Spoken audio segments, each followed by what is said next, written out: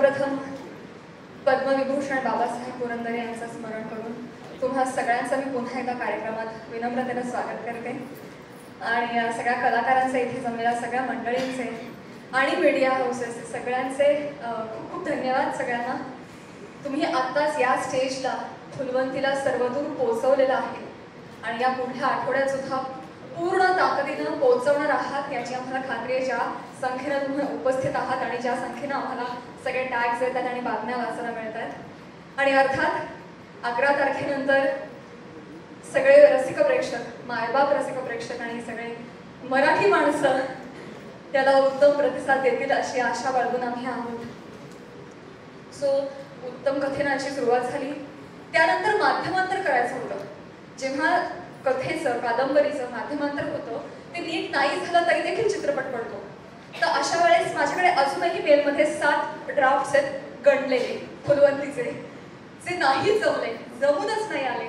मग शेवटी मी प्रवीण सरांकडे गेले, कारण मला माहिती होतं मराठीतला सिद्धहस्त लेखणी असलेला एकच माणूस आहे, आरारारा खतरनाक. सो म्हणलं सर, आम्ही पांडूच्या निमित्ताने एकत्र काम करत होतो, त्यामुळे सर तुम्ही मला हे प्लीज लिहून द्या, हे भल्या भल्यांना जमत नाहीये. मी खूप फिरून आले FTII पासून काय काय काय काय, तर तुम्ही लिहा. आणि सरांनी फक्त 1 दिवसाचा वेळ घेतला. रात्री कादंबरी नेली आणि दुसऱ्या दिवशी दुपारी मला फोन आला की हो मी लिहितोय. त्यांना इतकी ती कादंबरी आवडली. अर्थात अतिशय दमदार कादंबरी आणि तेवढेच धारधार संवाद प्रवीण सरांनी लिहिलेले आहेत. तेव्हाच ते मला म्हणाले की प्राजक्ता, हे मी लिहितोय पण हा माझा झोन नाही, इथे काय हाणमार्या अशी गाळ काय खतरनाक असं काय नाहीये. तर हे एका बाईची कथा आहे, तेवढ्या संवेदनशीलतेनं ती एक्झिक्यूट झाली पाहिजे. मी लिहितो पण आपण स्नेहलला डिरेक्ट करायला देऊया.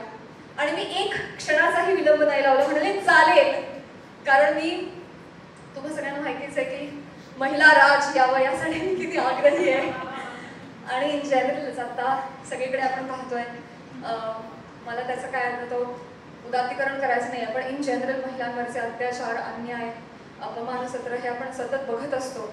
आणि त्या पार्श्वभूमीवर मला असं वाटतं की एका महिलेनंच महिलेला साथ दिली पाहिजे, तिच्या पाठीशी खंबीरपणे उभं राहिलं पाहिजे आणि एका बाईनेच दुसऱ्या बाईला मोठं केलं पाहिजे.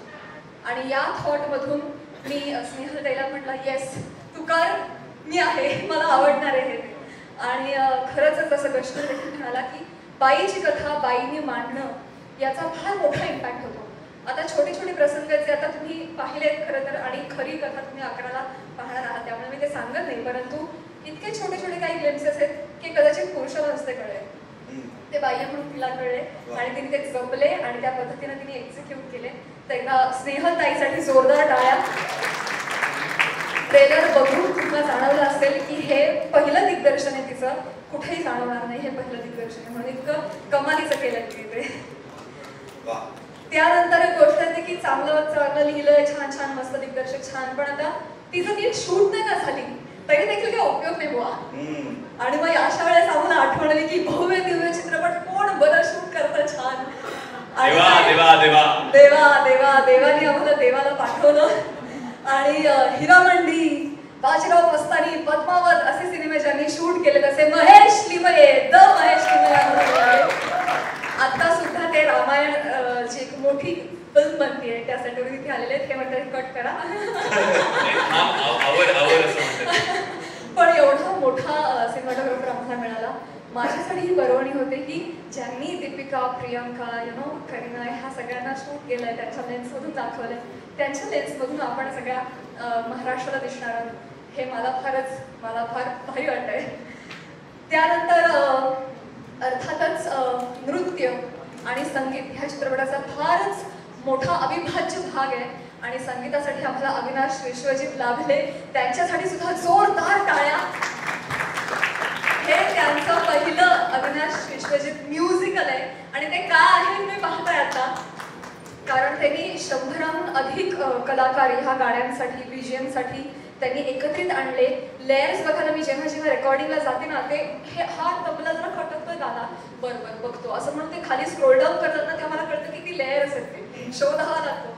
इतके लेअरिंग त्यांनी ह्यासाठी केलेले आहेत, इतके सुंदर गायक बेला शेट्टे, राहुल देशपांडे, आर्या आंबेकर आणि आमची वैशालीताई, जिनं लावणी गायले. माझा हट्ट होता की प्लीज वैशालीताईला गाऊ दे. तर मदन म्हणजे तिने गायलं असं. इतके सुंदर सुंदर गायक त्यांनी आमच्यासाठी ऑनबोर्ड आणले आणि 2च गाणी तुम्ही ऐकलेत मंडळी.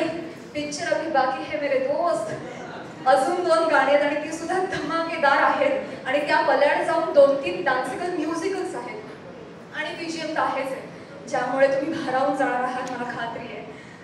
आणि तसंच मी नृत्याचंही म्हणेन, उमेश जाधव सर. कसं आहे ना की अभिजात कथा आहे, पण त्याला जर अपील नसेल आत्ताच्या प्रेक्षकांना तर मजा येत नाही. आणि त्यासाठी आम्हाला आर्ट आणि कमर्शियल आस्पेक्ट यांची बरोबर जुळवणी करून सुवर्णमध्ये साधून तुमच्यापर्यंत पोहोचवायचं होतं. म्हणून उमेश सर की जे क्लासिकल फोक पण तेवढेच ऑथेंटिसिटीने करतात आणि एकदम कमर्शियल पण तेवढेच भारी करतात. तर भव्य करायचं होतं, मोठं करायचं होतं आणि युजे सरांचा हात कोणी धरू शकत नाही त्या बाबतीत. पहिल्या दिवसापासून मला ओरडत होते 2 सीन कमी शूट कर, पण मी गाण्यावर कॉम्प्रोमाइज करणार नाही. तुझ्या मागे 20 मुली नाचल्याच पाहिजेत आणि खरंच त्यांनी आम्हाला करायला लावलं. 2 सीन नाहीच झाले आमचे, पण आम्ही गाण्यावर कॉम्प्रोमाइज नाही केलं.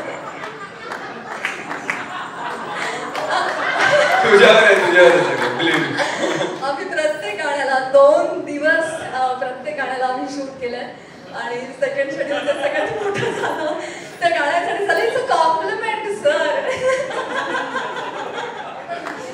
कश्मीर, प्रसादा, त्यानंतर वैभव मामले, सगळेच फॉर दॅट मॅटर मी सगळ्यांची नावात घेत नाही. कारण म्हणजे फॉर एक्झाम्पल मी कश्मीरविषयी सांगते.